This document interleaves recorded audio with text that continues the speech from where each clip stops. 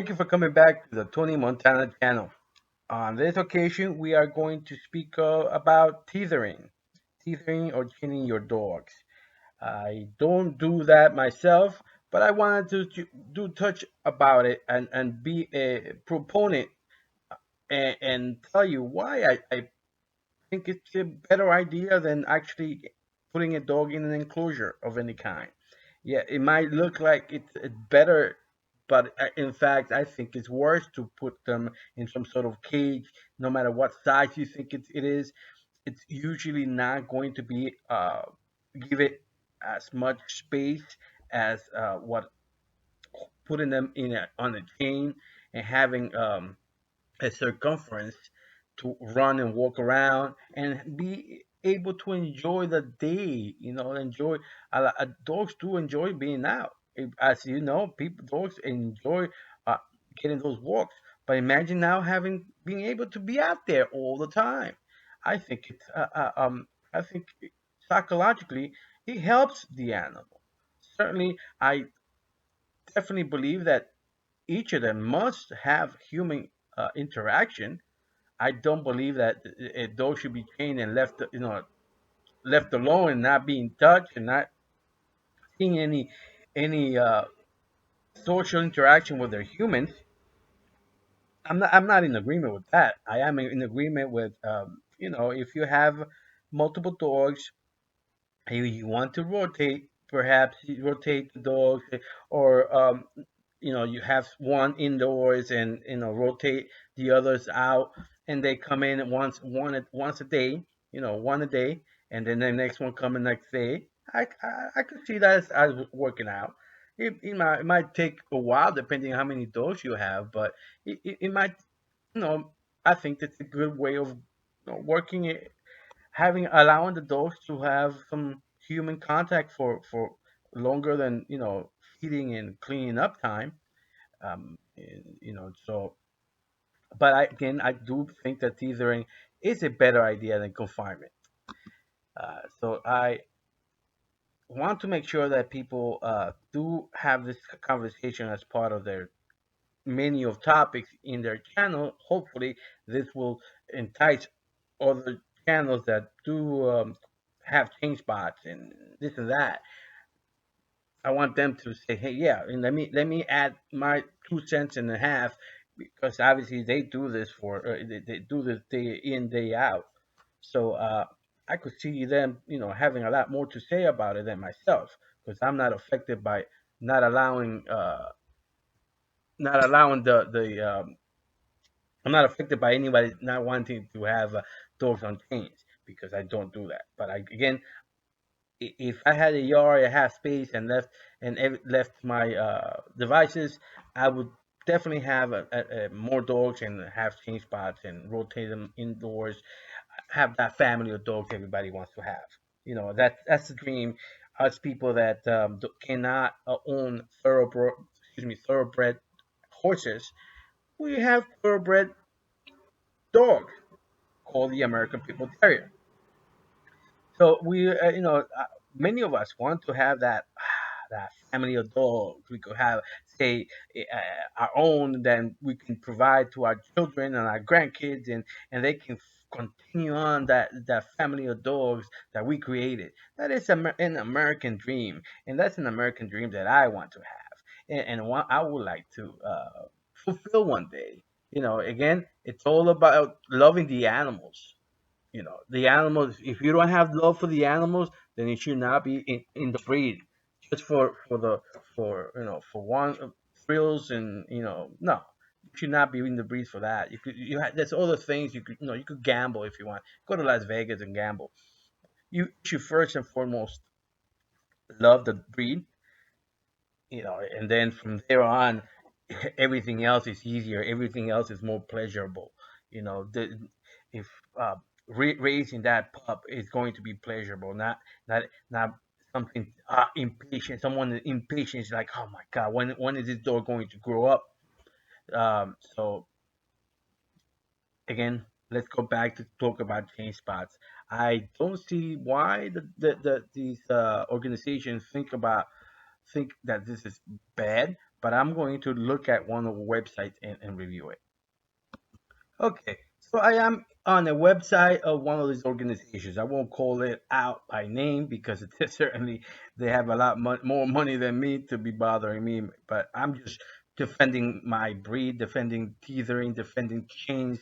So I'm using what I see as the counter argument as my beginning point, my base of this conversation. Of course, please, I ask the people that the channels that do have you know, experience with change spots, experience with this and that, speak about it. We're still in the U.S. of A.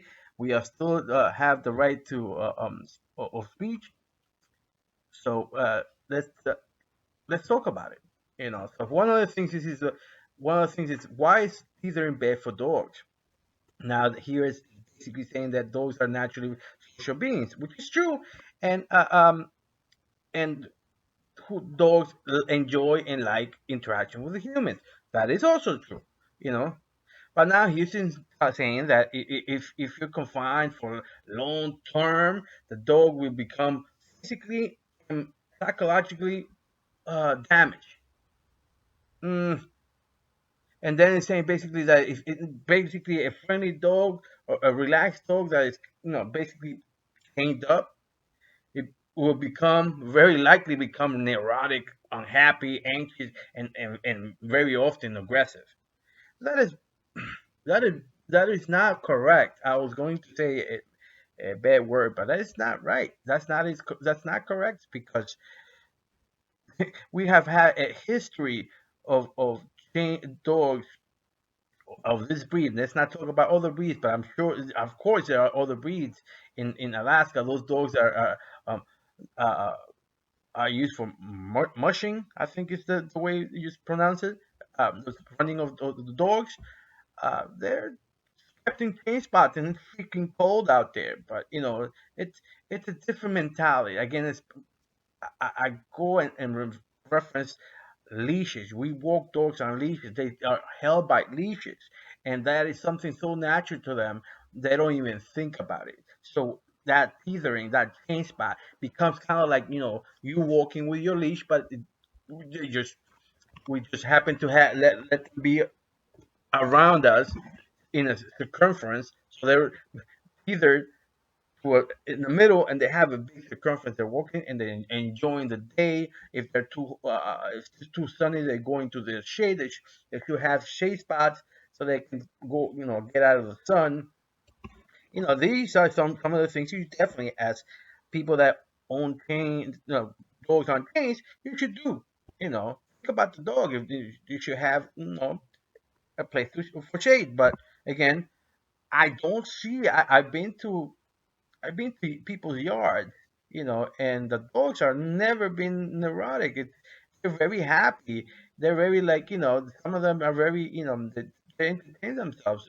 Sometimes some of them make holes, and so that you put them on a hilly part, so that you put their train spot on the hilly part, so they dig a hole, so they make that even. They help help the people out. I've that about being psychologically destroyed by that, that is not accurate by any means. I cannot. I have seen so many dogs in. I'm not saying so many dogs, but I've seen many dogs on chain spots. In that we have had a history of the American people terriers on chain spots, and one of the qualities is that the dogs are loving towards people. Heck, I remember with pain. I remember when the Floyd Floyd's dogs were being killed, and they were filming from and all these dogs were on chains, wagging their tail, and these guys were coming and killing them on the spot. I remember that. No, no, I don't. I did not see any of those people from that organization, from those organizations, afraid of those chain spot dogs or those dogs chained. They were not afraid. None of those people were afraid of any of those dogs on chains. So how could someone, some organization say that they more often become aggressive? No, no, no, no. The aggression oftentimes is just other, depending on genetics. But anyway, let's continue on with this. Now, Now, this is not saying that it also that issue here is that the necks become raw from being on the chain, and sometimes the collars grow into the skin. I mean, you're you're talking about this thing is talking about some extreme circumstance where the dog was put on the chain when they were young and they grew into the collar. It's like literally, and out, that's when the dog. That is not the chain spot wasn't the reason why that happened. If that was to happen, that the collar grow into their skin, that's not that's not the fault of the that's not the fault of the chain spot or the tethering. That's the fault of the owner that wasn't paying attention to to the dog through time, making sure that everything that I'm sure, like I said, this I'm sure this maintenance you have to keep doing, checking the chain spot, checking the collars. I can't really speak on what people that train their dogs do about the necks becoming raw. I really don't know, but I really haven't seen that happen. But I don't know if they put something on or really that's BS. That could be a comment. You guys can make a comment about that. Again, I'm just here summing up thing or training dogs versus confinement or from put in big cages because it looks nicer. The dog on the cage is more traumatized than a dog on a train spot on a teether because again it reminds it or it's connected equally like when you're walking your dog on the street with a leash. Okay. Now here, another reason why they think it's so bad is because if you're there, the teether, a lot of them get like they don't get fed often enough, or the water bowls are turned. Again, this is not the reason teethering is bad. Teethering is not causing the dogs not to be fed regularly or the water bowls to be overturned. Teethering is or training your dog isn't the issue there in those specific uh, instances. It is the owner not doing what's supposed to be doing. Okay, that is what the problem there. So it really isn't the chain spot they're pointing out. It's the owner specific. So you're confusing the issue, or you're saying tethering, but you're talking about fault of owners. So that's not a good, not a good really argument here. I'm very surprised. This is the first time actually reading this, and I'm surprised that such a big, such a powerful organization would be saying things like that, and you know, uh, saying that doing is wrong because there are some bad owners that forget to feed them regularly or forget to check the water bowls or not. They don't put concrete water bowls there so that they prevent that from happening. Or if they don't take it, take them to vet care or again have some shade in case of extreme temperatures or insulated houses in case it's cold. That is not the tethering problem. That is the owner. It's an owner issue. And again, a tethering has gives the dog more space to walk around and enjoy the daytime, that outside time that the dogs truly enjoy being outside. So and then they mention here about the dog. Let me 1 second.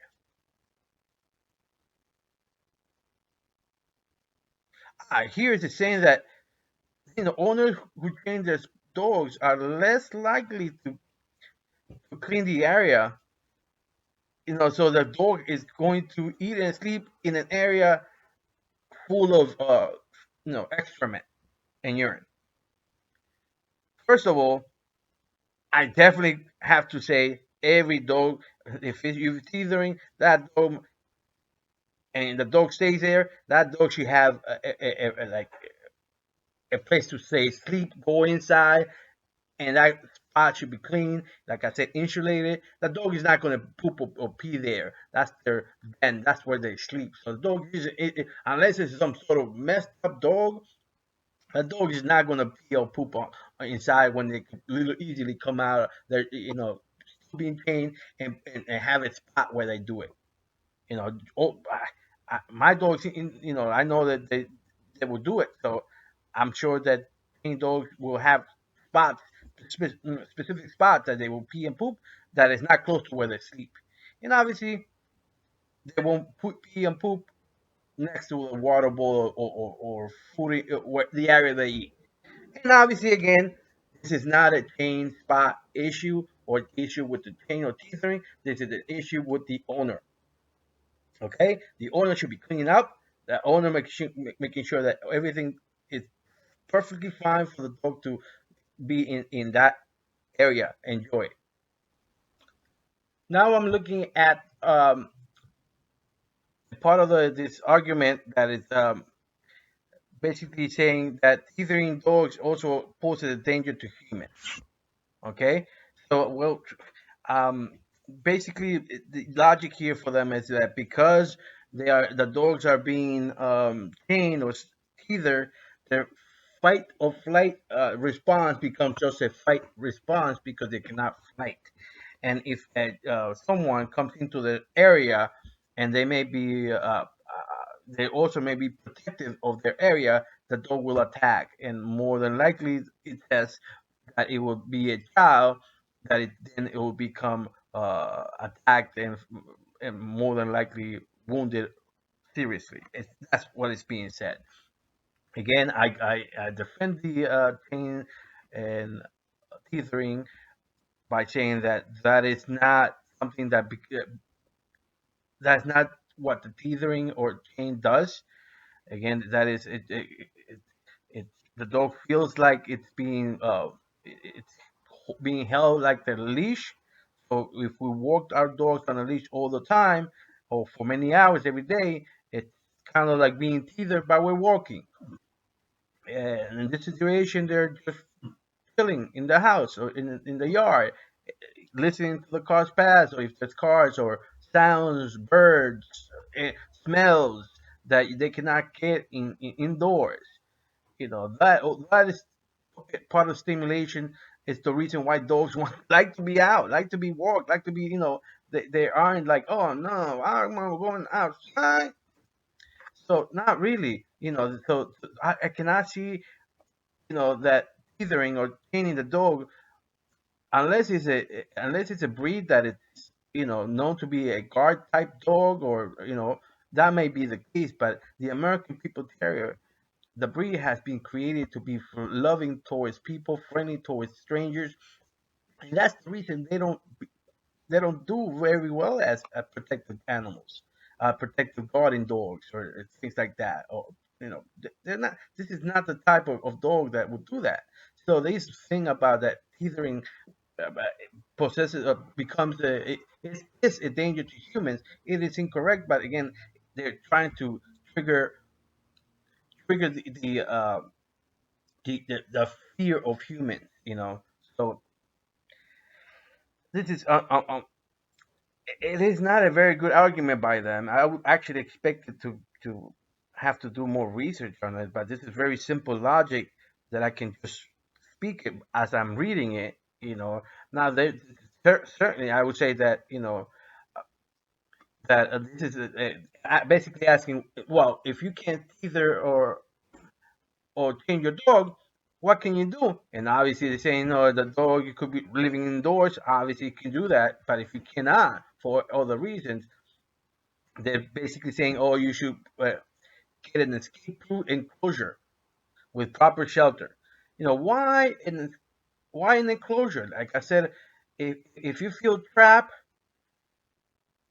it is more traumatizing than not seeing any fences. That's not seeing any, anything blocking your. If you can't, if you have to like put your paws on top of things because you're entrapped, that's more of a traumatizing experience, and see nothing. You're simply you can't continue on. You can go forward. some point for whatever reason as a dog, you know. But again, it's just part of that innate walking the leash, training the leash. It's the same thing. Okay, so I definitely again applaud people that do train or leash their people, excuse me, train or teach their dogs properly. Uh, I do want to make sure that you guys, follow, follow everything you do. Be conscious. Do what you need to be doing. I do have to say if you're listening to this and you are against teethering, but you like the dogs, and you may not understand some people that own them, or you may have some stereotypes about people that change spot or teether their dogs. I would say please, please, please. I know these organizations tell you to contact your animal service agency or something like that to for them to take care of it. I say please hold on. I would suggest you please talk to your neighbor first. Ask them questions. If you see something wrong, be a good neighbor and say, hey, look, I understand you have your dogs on chains, but I see that the dogs area doesn't is not clean often enough. You know, and address it with your neighbor. You are neighbors, so don't be a good neighbor and address it with them. And obviously, if they become negative or then that's a different story. But at least be a good neighbor and don't cause problems for other people. Why do I say problems? Well, many times these animal service organizations that local animal service, they have some sort of agenda or an issue with with our breed, the American People Terrier.